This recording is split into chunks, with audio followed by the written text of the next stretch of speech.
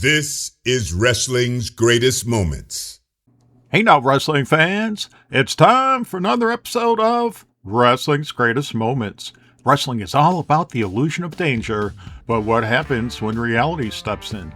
Sit back as Wrestling's Greatest Moments looks at the Scaffold match, wrestling's most dangerous match. Before we get started, don't forget to subscribe to our channel and hit that notification bell so you don't miss a single video. Stipulation matches. Stipulation matches have traditionally been a way to add excitement to a storyline, whether it's an undercard bout or a main event program. Savvy promoters knew that gimmick matches worked well in building fans' interest, and when used correctly, extend an already successful feud into a longer one. Matches like Texas Death Matches and Steel Cage Matches, or fence matches as they were often called, were strong ways to end a feud, but what's more violent than throwing your rival, or rivals, off the top of a 14-foot platform? That's likely why promotions have occasionally used scaffold matches as a blow-off for feuds. Indeed, some of wrestling's hottest feuds have ended in scaffold matches, including the Midnight Express, Dennis Condrey and Bobby Eaton versus the Rock and Roll Express, Robert Gibson and Ricky Morton in Mid-South Wrestling, Jerry the King Lawler and Superstar Bill Dundee's scaffold match against Austin Idol and Wildfire Tommy Rich, and several others. The first scaffold match? Well, conventional wisdom states that the first scaffold match was between Jerry Jarrett and Don Greene. That's not 100% accurate. Wrestling lore has it that there may have been scaffold matches as far back as the 1950s, or that these were prototypes for what became known as a scaffold match. However, there's no documented evidence for this, and until it surfaces, it's just that, speculation. However, the first documented scaffold match took place in 1969 in NWA Mid-America. However, it was called a Gladiator Match, and the rules were even more insane than the ones fans would get used to.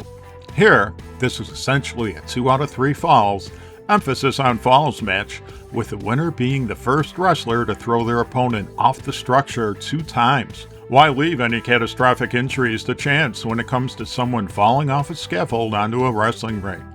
The Facebook group Kentucky Wrestling Memories provided background on the scaffold match, sharing newspaper images from a 1969 Gladiator match between Johnny Walker, the future Mr. Wrestling 2, and Johnny Long. NWA Mid-America was well known for its gimmick matches, and this card is par for the course, as it not only featured a gladiator match, but a blindfold battle royal. Don Greene and Jerry Jarrett worked the first match to be officially called a scaffold match. Wrestling lore has it that Jerry Jarrett got the idea from watching a B-movie. The legend behind the match is that Greene, a member of the original Heavenly Bodies, was the only wrestler willing to work the match. Jarrett was working a wild feud against Don Greene, with Greene often relying on outside interference. This proved an ideal build-up for the match, where both men could battle it out mano-a-mano with no interference. As noted in the Facebook group Classic Memphis Wrestling, in the end, Jarrett won the $5,000 purse by forcing Greene off the scaffold twice. To make the match believable, Greene agreed to fall from the scaffold and sell a broken arm injury afterward, with Jarrett compensating him for 6 weeks of missed work to sell the injury. This match set the precedent for future high-risk gimmick matches in wrestling, as seen in the WWE. While the scaffold match was far from common, it became associated with wrestling in Memphis, Tennessee. While the concept of 2 wrestlers duking it out while suspended high above the ring sounds exciting, the reality is that most scaffold matches are slow and involve next to no wrestling. First, wrestlers have to be careful not to fall off the scaffold until it's time. Second, there's not much room for more than punches, kicks, and some basic moves. Add in some people's natural aversion to heights, and the consensus is that most scaffold matches are great in concept, but poor in execution. That doesn't mean every scaffold match has been a dud. Fans often point to the Memphis match between superstar Bill Dundee and Sweet Brown Sugar, aka Coco Ware, as one of the better scaffold matches, with fans noting Dundee's circus background as a big reason for his ability to work that high up without looking like he was Jimmy Stewart in the movie Vertigo. The Dundee vs. Sweet Brown Sugar match shows the ridiculous lengths, some might say heights, that Memphis took its scaffold matches to. The only way to win this match was to throw your opponent off the scaffold 2 times, with wrestlers then having a 20 count to return to the top of the ring after their first tumble. 1987 scaffold match between the Fantastics and Steve Simpson against the Rock and Roll RPMs and Eric Embry is also ranked high, no pun intended. Although, to be fair, it's not as if there's a long list of 5-star scaffold matches to choose from. The scaffold match expanded beyond Memphis by the early 1980s, with Mid-South Wrestling booking a scaffold match between the Rock and Roll Express and the Midnight Express. Why the scaffold match expanded beyond Memphis is one of wrestling's most interesting questions from the 1980s. Perhaps promoters battling against Vince McMahon's national expansion may have felt this was a way to show just how intense their product was against the cartoonish World Wrestling Federation, WWF. One might think the scaffold match's inherent danger kept major promotions from booking it, but 1986's Starrcade shows just how far Jim Crockett Promotions was willing to go to attract fans. The show's scaffold match became one of wrestling's most talked about matches and shows just how dangerous the scaffold match can be. The bout saw the Road Warriors, Hawk and Animo, exact payback from the Midnight Express, Bobby Eaton and Dennis Condrey, as they threw Eaton and Condrey from the scaffold. Unlike traditional scaffold matches, this one was around 24 to 25 feet above the floor, making this nearly double the height. Adding to the danger was Booker Dusty Rhodes' plan for the Midnight's manager Jim Cornette to fall from the scaffold. The match saw the Road Warriors manager Precious Paul Ellering chase Cornette, who scaled the scaffold to get away. The plan was for Cornette's bodyguard Big Bubba Rogers to catch him, an auspicious task in hindsight. Regrettably, Bubba failed to catch Cornette. Several theories have been thrown about, including Rogers couldn't see since he was wearing his trademark sunglasses, that the overhead ring lights blinded him, or that Jim Cornette just felt too fast for Bubba to react. However, Road Warrior Animo has suggested another reason for Big Bubba Rogers' failure to catch Cornette. In a 2017 interview with Hannibal TV, Animo revealed that Road Warrior Hawk and Big Bubba enjoyed the nightlife, suggesting Bubba may not have been 100% that night. Animo recalled the infamous night on the scaffold. "So I'm holding on to Cornette, and I give Cornette props. He's afraid of heights. Definitely afraid. He doesn't fly. He drives everywhere or takes a train.